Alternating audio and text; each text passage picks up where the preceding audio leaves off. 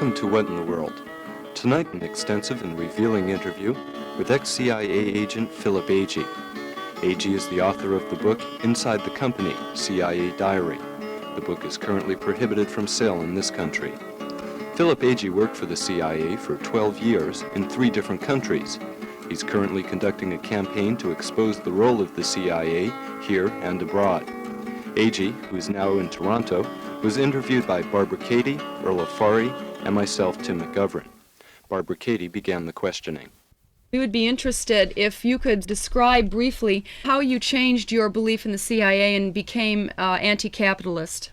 Well, there was nothing very sudden in my experience. What got me thinking mostly about the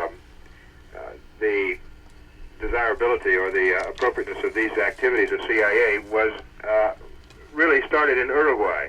After I had already been working in CIA in Ecuador for over 3 years. When I first went down to Latin America, we rationalized our intervention in the affairs of these countries on the grounds that we were buying time for the liberal reformists to install the reforms that had been lacking for generations in Latin America, for centuries in fact. During the 1950s, you'll recall, each of the Latin American countries, practically all of them had an important liberal reformer, such as in Venezuela, Betancourt, in the Dominican Republic, Juan Bosch, in Argentina, Frondizi, in Brazil, Kubitschek, etc.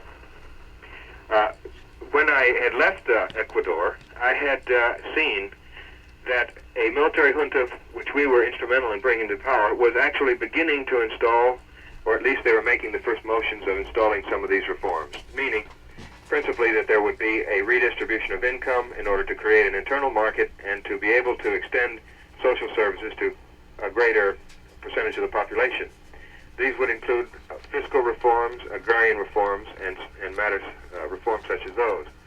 But when I got to Uruguay, I noticed, or I discovered that here was a country which had a very long and profound reform tradition dating from the early part of the century, and that in spite of all the reforms, the contradictions that remained between the producing sector, which is the ranching sector, because the main exports are meat, hides, and wool, was in private hands, whereas the rest of the country depended on the exports of this sector.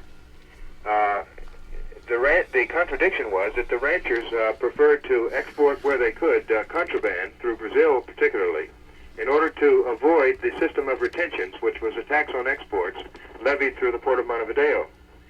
So there was a contradiction involved because the land hadn't been touched in all the reform programs of several generations. This essentially was a contradiction in Uruguay, and which was the genesis, I suppose, of my beginning to think about what we were doing. What about the violence and torture techniques? Did that have any effect on you? That had some effect, but not right at this particular time. The situation, incidentally, in Latin America during that period of the 1960s, especially the early 1960s or middle 1960s, wasn't nearly what it is today. There were some repressive regimes in Latin America, to think of, for example, Paraguay or Haiti or the Dominican Republic under Trujillo. But in general, there wasn't the terrible, terrible repression that there is in so many countries today. Now, going back to 1964, more or less, when I arrived in Uruguay, and then 65, what I saw there was just the most unbelievable corruption within the government and the private financial circles that one can imagine. That was coupled to the fact that these reform programs hadn't really worked, and that there was very great concentration of wealth and capital in this one key producing sector.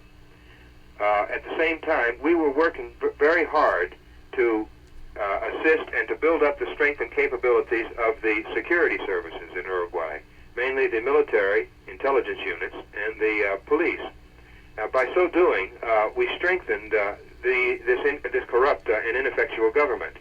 At the same time, by penetrating and by trying to manipulate the parties of the left, we were weakening what pressures there were for additional reforms, let alone revolutionary changes in the institutions. So these were the factors which led me to begin to think about the problem in a different way. And then with the invasion of the Dominican Republic and a number of other events over the years, I gradually began to turn off to what CIA was doing. Mr. Agee, this is Earl Ofari, also at KPFK. Yes. I read your book, Inside the Company, and I noticed that you had started to write a letter in Mexico City around 1967, which you never sent, detailing why you were going to resign from the agency. But I wonder, after the Dominican Republic invasion, that seemed to be kind of the key from the book anyway. Why did you hang on in the agency for another 4 or 5 years? Yeah, I stayed in much too long, in fact. One of the things that has been cut from the book, because it has been reduced by a third. In other words, you see how it is fairly long, and it was half again as long in the original manuscript. Much of what was cut out was the personal evaluation over the years. So the main reason that I didn't resign earlier was a combination of circumstances. In the first place, I was down in Uruguay when I began to turn against this activity. When I arrived back in Washington on transfer back in 1966, I was I separated from my wife, and I had to have a job to hang on to in order to support her and my children. And at the same time, I needed to find another job before I left CIA. That was at the time that I was thinking of resigning, and where that letter appears in the book. Or I may be wrong. I think the letter may appear. Yes, I think it appears there. Before I had a chance to go very far in looking for another job, or to resign, for that matter, in came this cable from Mexico City suggesting that the agency appoint an officer to act as the United States Olympic attaché for the '68 Games. It was then that I decided not to resign at that time, but to go down to Mexico City, if possible, as the United States Olympic attaché, and to work strictly in the Olympic Games, because I would have an office separate from the CIA station in the embassy, and I would be working on the embassy, on the ambassador's staff as his Olympic aide, which meant that I could avoid as much as possible the CIA activities. This is why I stayed on, mainly in order to establish some contacts through which I could move into another job after I did resign following the Olympics. It's a long story, but that roughly is what happened. You detailed that a great deal in the book about your role as attaché, but what you didn't talk about, and I was curious, is the final results of your work with the Olympic project. What were the final results?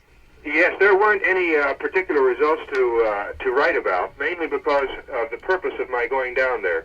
In other words, you recall that they wanted to put a CIA officer in as Olympic attaché in order to extend the range of agents of CIA operating in Mexico, meaning, when I say agents, Mexicans working for the CIA.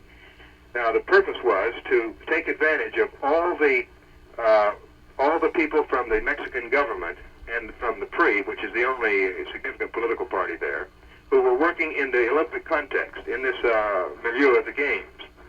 By establishing as many personal relationships as possible with all of these people, I would be able to follow up after the Games with recruitments of some of them at least, in order to turn them against their own government and against the PRI to work for the CIA. Now, what happened was I continued to keep moving in the Olympic context down there, but I didn't do any recruitments. And it was, you recall, just before the Games, about June of 1968, when the CIA asked me to stay on after the Games, and they were going to give me a promotion and all that sort of thing, precisely to follow up on all these people I had met in order to effect some recruitments. But up until the time of the Games and until the time of my resignation, I hadn't been pressured to make these recruitments, because precisely of the problem of scandal connected with the Games, if anything had gone wrong on a recruitment before the Games. Were there any key athletes or key people that you can name that you did recruit? No, as I say, I didn't do any recruitments. I just kept the station satisfied that I was moving in the right circles, like, for example, meeting from time to time with the KGB officer down there. Another one was a GRU officer. Because in most of the socialist embassies, their officers in the Olympics were also intelligence officers. Not to mention, of course, all these others that I mentioned a few minutes ago, who were Mexicans. But I didn't bring off the recruitments because I didn't stay on after the games. You see, when the games were over, I had resigned and was out in early 1969. You mentioned also that you reviewed files from 1952 and different other Olympics. Now, see, one of the things the U.S. government does continuously is when there's any kind of protest activities in the Olympics, they say keep politics out of sports. And that struck me as very odd that the CIA has been at all the Olympics since 1952, while at the same time protesting the opposite. You said you reviewed some of those files from 1952 on. What did you find in there? I found different operations designed, for example, to defect Soviet athletes or athletes from other countries, to circulate anti-communist literature within the Olympic Village. Things like that is what CIA did before, but they had never actually appointed an officer to work full-time on the Olympics for a long period of time leading up to the Games. Most of the other operations up until 1968 relating to the Olympic Games might have covered a period of a month before the Games and then the period of the Games themselves. Mr. Agee, you say in your book that President Echeverria of Mexico was involved with the CIA and that 2 earlier Mexican presidents had received money from the CIA. Do you feel that current anti-Americanism is a cover-up? Well, I don't know.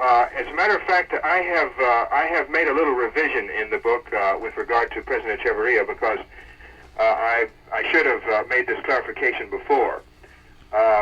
Echeverria was following the orders of Diaz Ordaz, who was president from 64 to 7, as you know.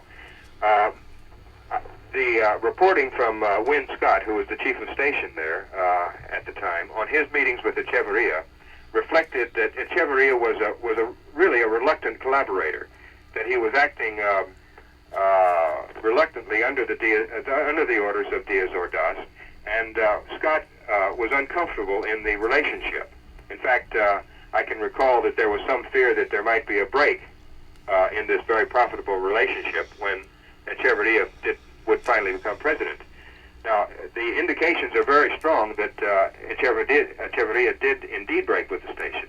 For example, in 1969, about September of 1969, when Scott resigned, he retired actually from CIA to remain living in Mexico City, he was replaced by Jim Noland, who had been the chief of station in Quito when I first arrived there, and I had worked under his direction for 2 years.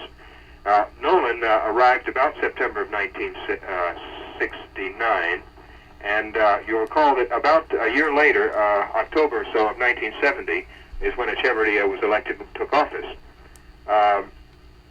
Nolan he left Mexico City very suddenly at that time, and this is extremely rare for a chief of station to stay at a post for only 1 year.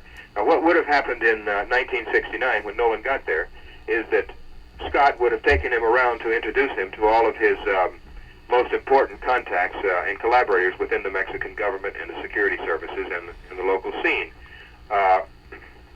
It's very likely that he would have introduced Nolan to Echeverria, and then in 1970, Echeverria probably told Nolan, look, I don't want anything more to do with the CIA. Please leave the country. And so Nolan had to leave. But little did Echeverria know that there were about 49 others who remained behind, and that, of course, another chief came in and replaced Nolan. In fact, the person who replaced Nolan was John Horton, who had been my chief of station in Montevideo during 1966 and 1967. Mr. Agee, this is Tim McGovern. And I was wondering if you could tell us what the management and services or the support section of the CIA is doing through its field offices, specifically in Buenos Aires. The support function is very important in CIA because it includes such things as communications and finances and logistics. And there are regional offices which perform these functions for different stations in a given area. For example, in Buenos Aires, this was classified in those days as a Class A station, meaning that they were empowered to purchase foreign currency on the local market. Other stations, such as Montevideo, were not allowed to do that. And we would then receive often our operational currency, meaning Uruguayan pesos, from the Buenos Aires station where they were purchased. Mr. Agee, the CIA is one of the most powerful self-perpetuating bureaucracies that exists at the present time, and I was wondering if you could explain in your own words what you feel the CIA political ideology to be, something that has outlasted directors and operatives, and how far this ideology will take itself in terms of tactics and strategies. That's a very difficult question to pinpoint, because I think that within CIA there is a fairly wide spectrum from ultra-conservative to liberal among the officers in the agency. Now, the agency policy, as opposed to what the individuals believe politically, generally reflects what is considered to be or perceived to be in the interest of American companies operating in whatever country we're talking about. It is the CIA activities, which, when you come right down to it, CIA amounts to a secret political police, is to assure that optimum conditions exist in countries so that United States companies can obtain the primary products that they require at the lowest possible price, and at the same time that markets are assured for excess production and for the export of capital. This, in very general terms, is what CIA is doing in abroad, in addition to, of course, certain other functions which are early warning and other matters such as that. But when the danger is perceived to exist for these economic purposes, then the CIA will, as it has in so many different countries, begin the more aggressive types of activities, which are the penetration and manipulation of political parties, of military institutions, of trade unions, of youth and student organizations, and of the public information media. Does the power of the CIA, in terms of its daring do, ebb and flow with Republican and Democratic administrations, or does it remain fairly stable? I don't think it changes too much from one administration to another. But I think I ought to add here that there is a tendency on the part of a lot of people to overestimate the CIA. That is, to be in a certain awe of the power of the CIA. It's important to keep in mind that the CIA is not omniscient. It's not all powerful, and it can be defeated. The proof of that is in the situation in South Vietnam and in Cuba, for example, where not only CIA was defeated, but all the other instruments of repression of the U.S. government. Mr. Agee, this is Jim Perland. There are now four of us here. My experience with the CIA is through its activities in the National Student Association in the early and middle 60s. And there, from my own personal experience, we suspected that the CIA was active in preparing reports which then came to the Student Association as student-prepared reports on the activities of students in Latin America. Do you know anything about that? Did you ever participate in any of that kind of preparation where reports that were prepared by the CIA were given the imprimatur of the National Student Association or the International Student Conference and used in that way? I don't quite understand which way these reports were flowing. They were attributed to the National Students Association, and they were used with someone else? Well, they would come from the International Student Conference. Ah, yes. And they would be given to the NSA as the truth about what was going on in Latin America.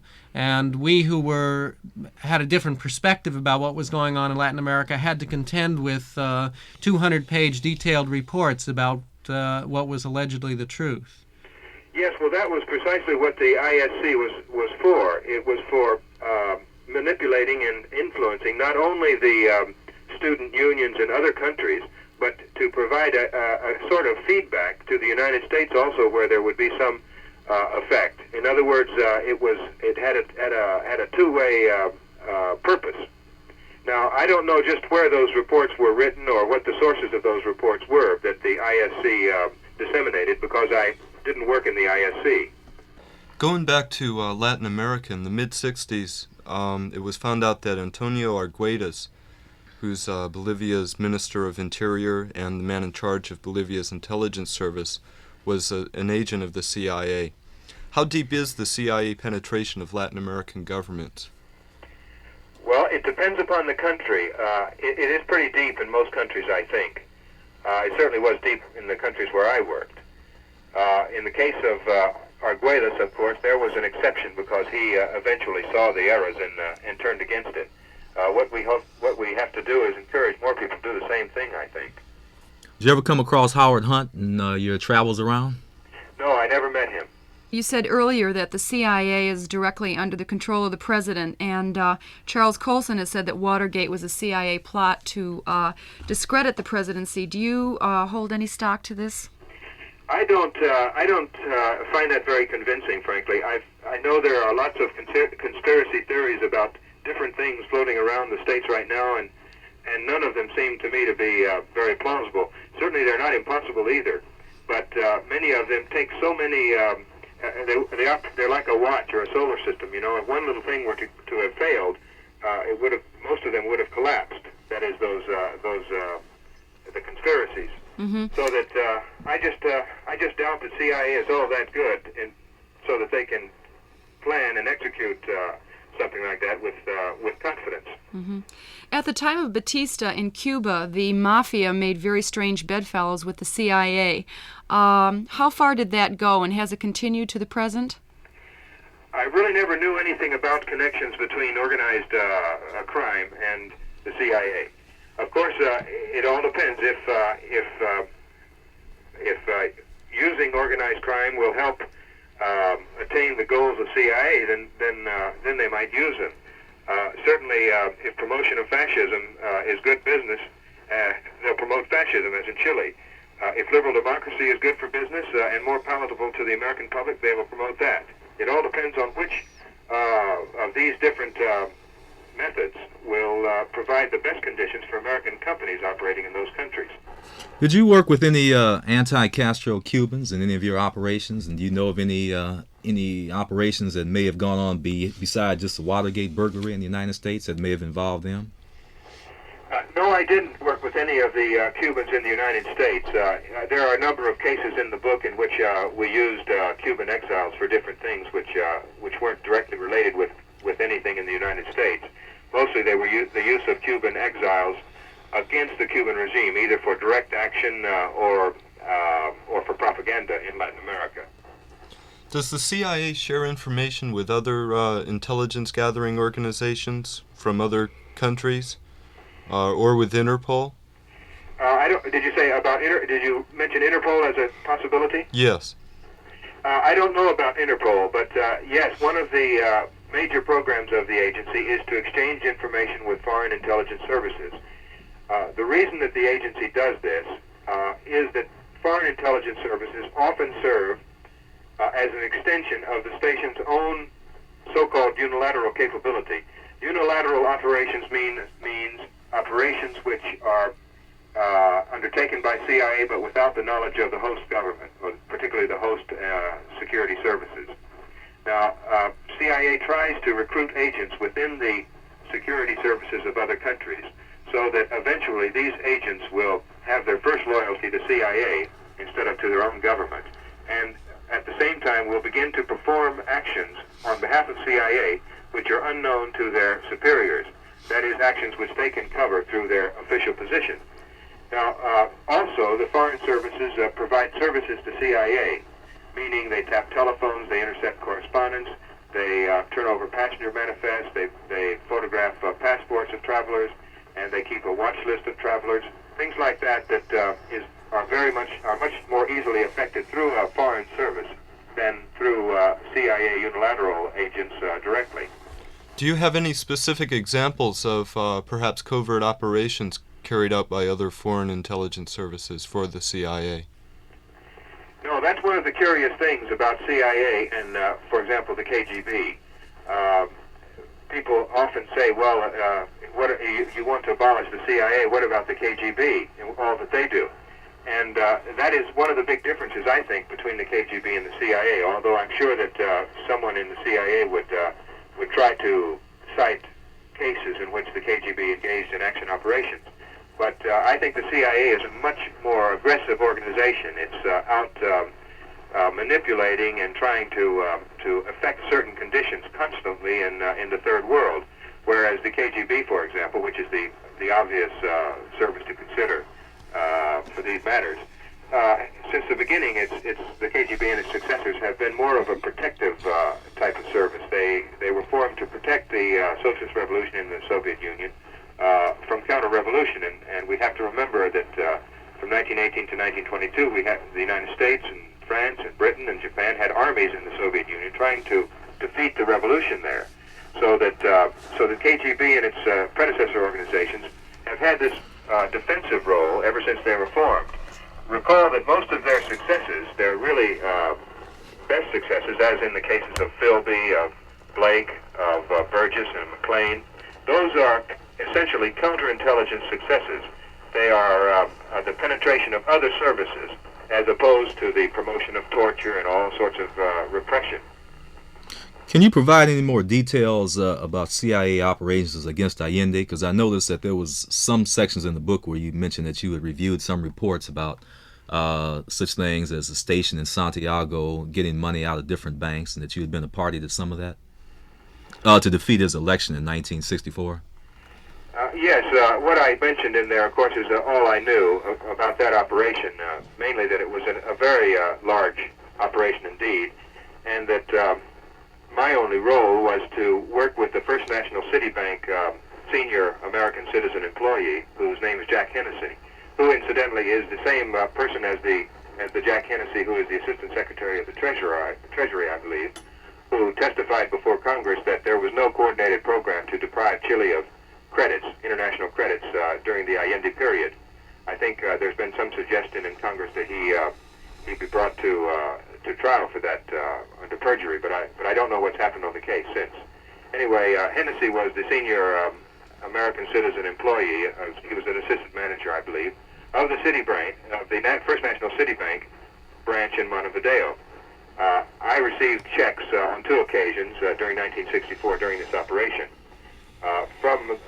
through the pouch from Washington, took them to Hennessy.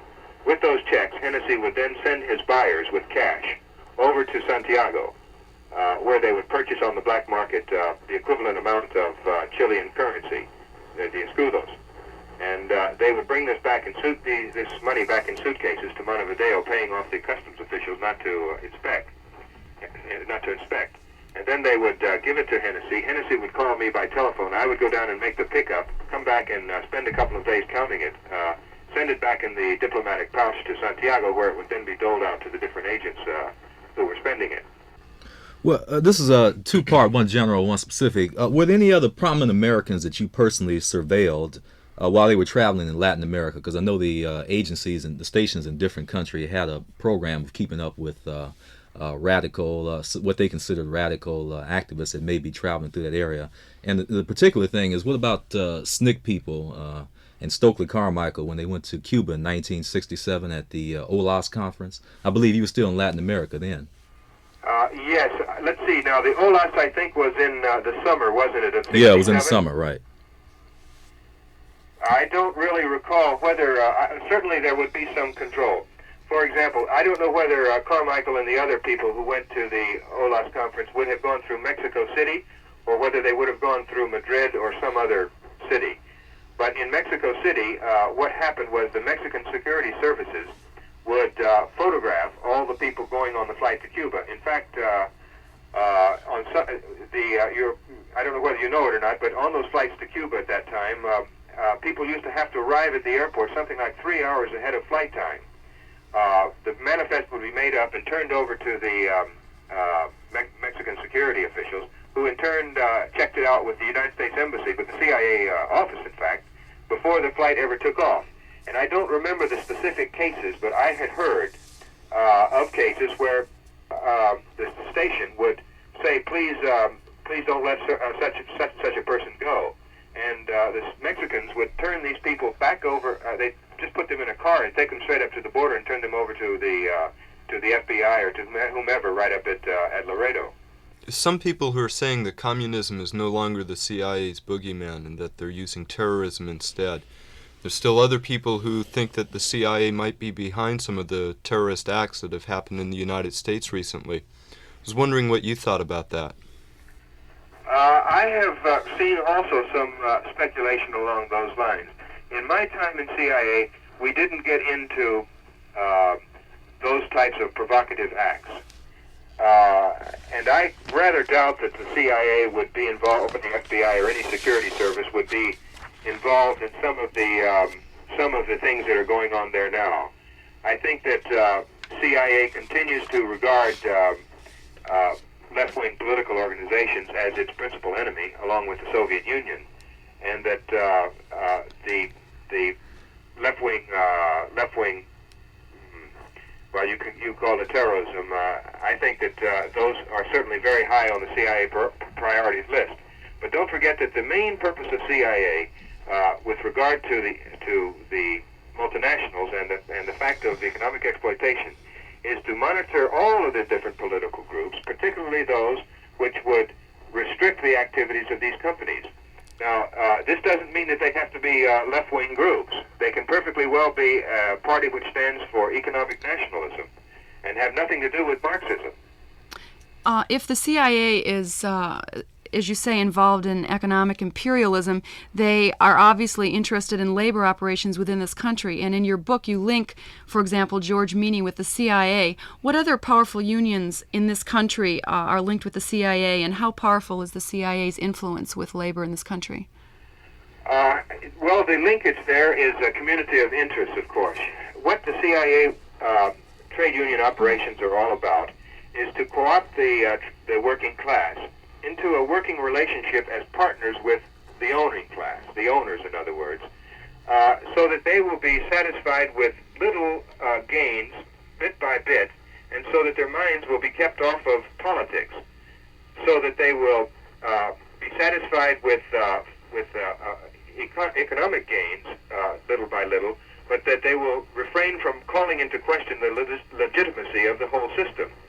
Now, this is done through, of course, the major trade union organization in the Western world, which advocates these types of policies, which is the AFL-CIO.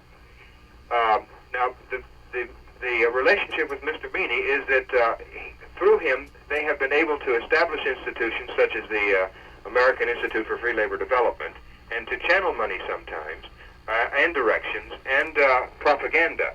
For example, when the Brazilian military overthrew the Gulag government in 1964, it was a matter of, I think, hours before the first telegrams from the CIA-controlled international labor organizations began to arrive. That is, telegrams of congratulations from ORIT in Mexico City, for example, from the ICFTU in Brussels, from the ITSs in different places. All of what is known as the Free Trade Union Movement, which includes 17 or 18 international trade secretariats. That is, those international unions that group workers in a single industry, plus the geographic regionals of the International Confederation of Free Trade Unions, plus the so-called educational institutions, such as the American Institute for Free Labor Development, I think the one for Asia is called Asian American Free Trade Union Institute, and then there's one for Africa. All of these are, at least in my day, there were part and parcel of CIA trade union operations. I would assume they continue to be so today. Yeah, on the FBI, the FBI operates in Mexico. I know. I'd like to know, what do they do, and what is their relationship with the CIA in Mexico, and also is any other countries in Latin America that the FBI actually operates in? Yes, wherever you see legal attaches in a United States embassy, that usually means it's the FBI office. You probably know that already. But in Mexico, I don't know, of course, everything the Bureau was doing there. But what they were interested in was the group of United States citizens or former U.S. citizens who had gravitated to Mexico during the 1940s and 1950s, fleeing from the witch hunts in the United States. These people formed a kind of an exile community there in Mexico City, and the CIA supported the FBI efforts to control that group, by tapping their telephones and intercepting their correspondence and generally keeping fairly close tabs on them. The FBI is also, of course, engaged in Mexico City in criminal cases because there are stolen car cases and fugitives and whatnot that turn up in Mexico. One of the other things that the FBI did in Mexico was to run penetration operations against the left-wing political organizations there. It is, I think, the only place in Latin America where that activity was continued by the Bureau after CIA took over that function in all the other countries in 1947. You mentioned, you talked a little bit about several American cover agencies. One that stuck in mind was Editor's Press Service. Do you have any other specific information on CIA operations in the United States at present time? No, I don't. When these revelations were first made on the domestic activities, I was a little skeptical of the importance of them because I assumed, and I still assume, that almost all of those cases, most of them anyway, will in some way, however tenuously, be related to foreign intelligence collection. Recall that it was the hysteria of the Nixon administration to find that foreign hand in the peace movement that led to Watergate, to the plumbers, and of course to this to CIA involvement. But I do think that probably most of those cases will somehow be rationalized on foreign intelligence collection grounds. Aren't you trying now to form an organization of ex-CIA agents and some kind of network to expose the CIA? How is that coming? Well, it's not coming as fast as it should. What we need to do is publicize it more. You know, the Center for National Security Studies in Washington is also working on this, and I have good relations and frequent exchange of letters and contact with them. Somehow the word has got to be spread around more and more so that former CIA employees will know of the existence of this program, and so that current CIA employees can have a place to turn.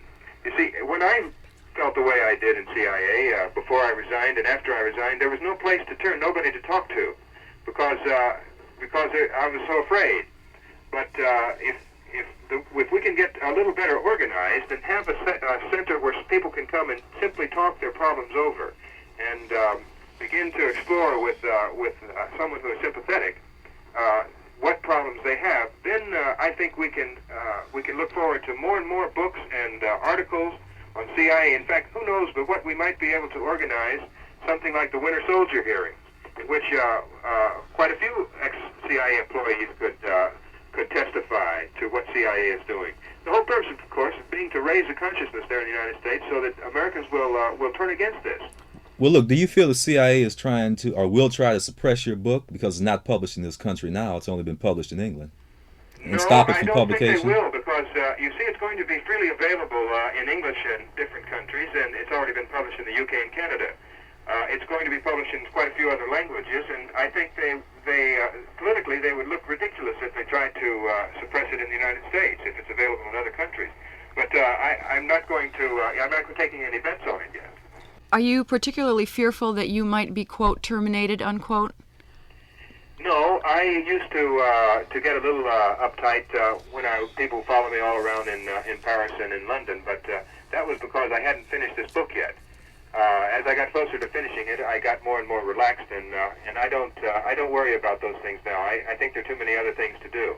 By the way, you know, I think I'd like to mention that one of the things that I'm trying to do now, and we need, of course, the support of as many people as possible, is to promote this campaign to identify and then to expose CIA officers, that is, employees, working wherever we can. That is all over the world. The organizing committee for the Fifth Estate, I don't know whether you know about that group in Washington, but they are coordinating this campaign and are, I think, doing a very good job of it. I'm trying to help them in their efforts. What this means is a solidarity campaign between Americans who are struggling against this activity and the peoples who are victimized by it. By knowing the names and, where possible, the addresses in the city involved and the photographs, then the organizations in those different countries can take whatever action they feel is appropriate to get these people out of their country or neutralize them in one way or another. And I just delivered a list of of 37 names of the CIA people in Mexico City a couple of months ago. As a result of that, the publication of those names, within just a matter of days, Richard Sampson, the chief of station, and Jonathan Hankey, the deputy chief of station, were removed practically within a couple of days. And I'm sure that they're beginning to have to rotate the other people around pretty fast, too. The purpose of all this, of course, is to disrupt the CIA, and I think that we can expose these people more faster than Colby can hire new people to do the job. Mr. Agee, the CIA, as you well know, is under considerable scrutiny at this particular time, and I was wondering if you could project as to how you think the CIA is going to attempt to weather the current investigations. They've been warned by various government agencies not to destroy documents. Do you think that this kind of thing is going to take place in any event? It depends on the instructions, I think, that Ford gives to the director, to Colby, because they will, of course, do what the president says. The CIA, as I point out in the book, is I think, an instrument of the president. It doesn't operate independently. Now, in order to protect itself from this investigation, I just don't know what it could do. One of the problems, you see, in investigating CIA is knowing what to look for and how to get it. I think the staff is going to, for example, the Senate committee is the one I think has the only group that has any hope of getting anywhere, I think, is the Senate committee. And if their staff members can be placed right on the inside of CIA, if they, for example, can be trained as a CIA officer is trained, which is not a quick thing, to know all the little bureaucratic nooks and crannies where documents are kept, how to search for files, how to, for example, use true name lists and cryptonym lists, because CIA documents are a hodgepodge of code names added into the regular text, and if you don't have the full true name listing, then it's very difficult to understand these documents. So it's not going to be an easy task for the investigators and the staff, and I only hope that that somehow assurances can be made or effected so that the investigators can have full access to CIA files. Who knows whether they'll get it or not? CIA, by simply doing nothing, protects itself, really, because it's such a difficult system. Mm-hmm. Would you or could you come back to help in this investigation if you were given protection? Oh, sure, I could help in it. I could assist in some manner, but I'm sure there are other CIA people there, or former CIA people who can be right there and not have this problem of the legal problem that I have. But certainly I could assist, of course.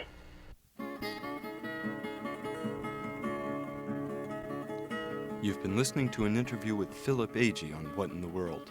The program was produced for Pacifica Radio by Barbara Cady.